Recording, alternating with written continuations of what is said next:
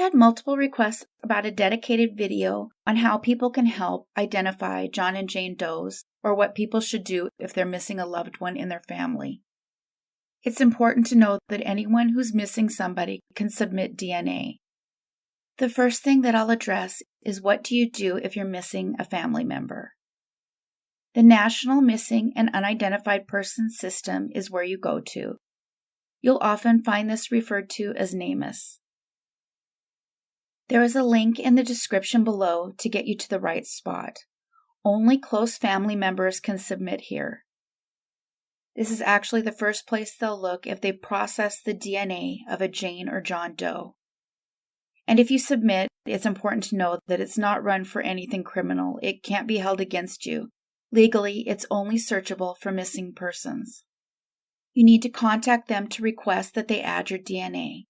Usually they'll ask for 2 close relatives to provide samples, if that's at all possible. The next common question is, how do I help fund a case? The DNA Doe Project is a great way to help. There's over 40,000 unidentified John and Jane Does currently in the United States alone. They usually crowdfund the cost of specific does, and if you go to their website, you'll see a list of the ones they're trying to fund right now.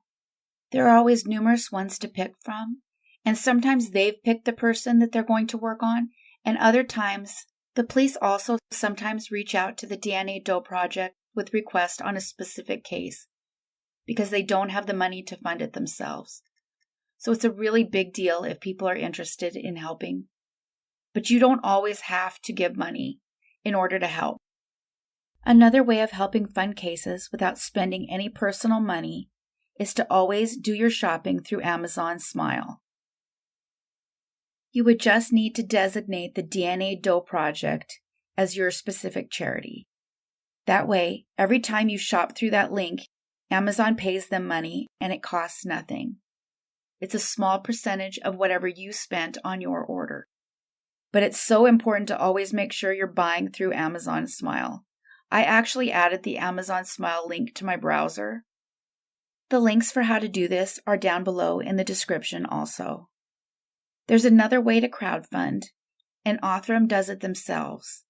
For anyone that watches any of these videos or pays attention to John and Jane Does, Othram Labs is a big deal. They have made a huge number of identifications, and they've developed various systems that better pull usable DNA from the remains of John and Jane Does. Sometimes they've tried to get DNA in the past and it was unsuccessful, but Othram has done great things and has been able to get DNA where others couldn't.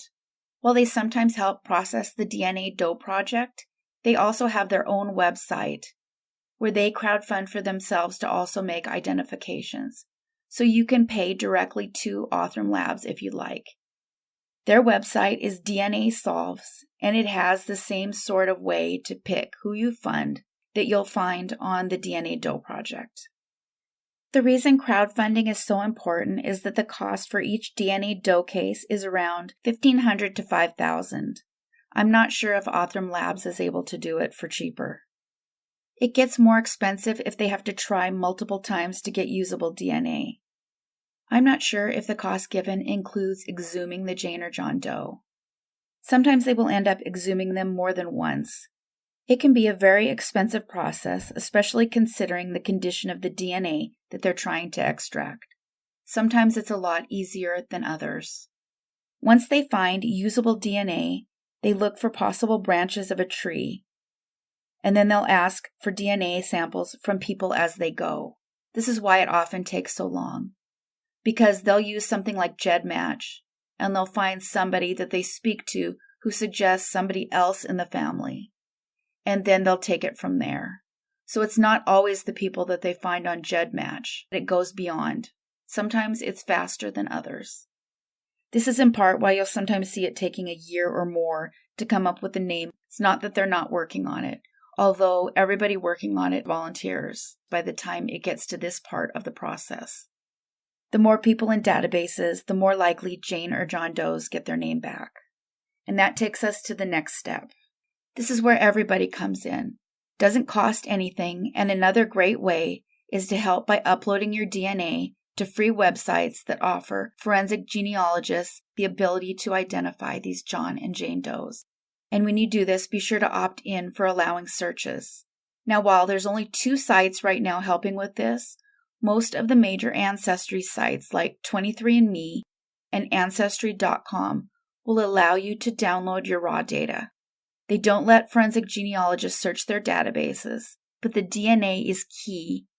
So all you have to do is request the raw DNA download, and then you may have to go back after 24 hours to get your DNA.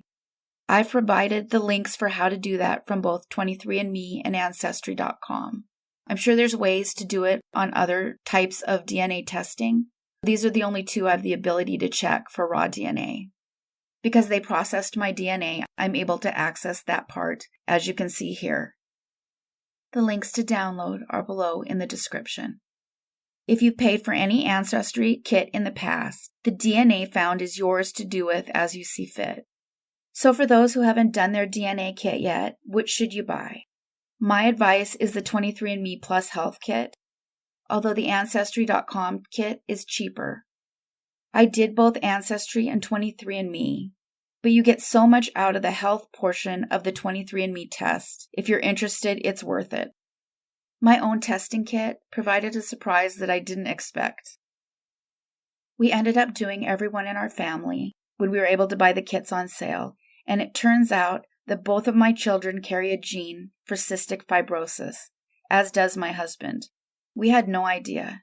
They weren't at risk for having cystic fibrosis because I don't carry that gene, but if both parents do, it's a big deal.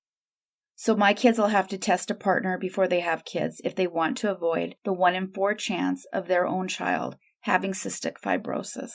My daughter's friend just had multiple organ transplants because of cystic fibrosis. It's not a small thing, and so it's a big deal that they know.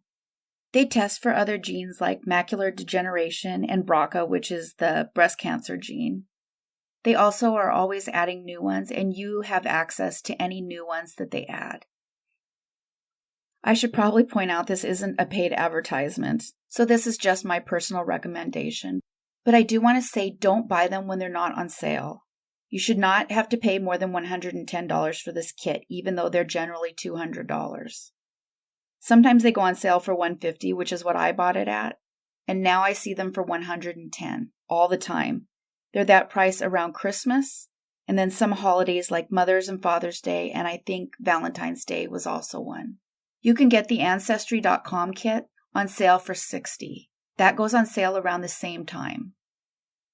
So let's say you now have your raw DNA downloaded and you're ready to upload it somewhere to help. Where do you do that? GEDmatch is the most important one to add your DNA to. But the second most used DNA database for forensic genealogy is FTDNA, or Family Tree.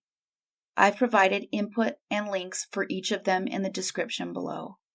But please don't forget you have to opt in to give them permission to search your DNA in cases. I noticed that GEDmatch now has an informational video on the login page, which is fabulous. It's important to note that they only search your DNA for major murder cases or missing persons. It is for that reason people have willingly been uploading, but they're not providing invasive searches. It's just for this very specific use. It also personally offers you the ability to search and see a comprehensive list of your own relatives. So as with all of the information on this video, the links are below in the description. If you have any questions, leave me a comment. I have been working hard on content, so I'm a little behind in getting back to people. But if I didn't reply to your YouTube comment, I didn't see it. So please do it again. For some reason, the interface that I use to look at the comments, because it covers all of the videos in one place, doesn't include comments left under a different comment, if that makes sense. Anyone replying, I don't get alerts for that. So if I don't like or respond, I didn't see it. Well, unless it's nasty, then I sometimes don't respond. But otherwise, I do try to get back to everybody. My email is located below. You can also message me with any case you want to see covered. I will work with any family that's missing a loved one. I just need to be able to share the story and some photos. My motto is that everyone matters. I especially want cases that have not been solved and need help. I know sometimes the solved cases are more satisfying to watch on a channel like this, but I wanted to use my platform to see if I could help somebody. That's it for today. My plan is to link this video in all future videos. So I want to give a huge shout out and thanks to everybody who's messaged me to tell me that they've uploaded their DNA or donated to a case. It's really cool to see that you guys are doing that.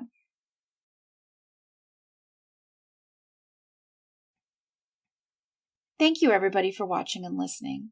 Don't forget to subscribe if you haven't yet. Take care of yourselves and each other.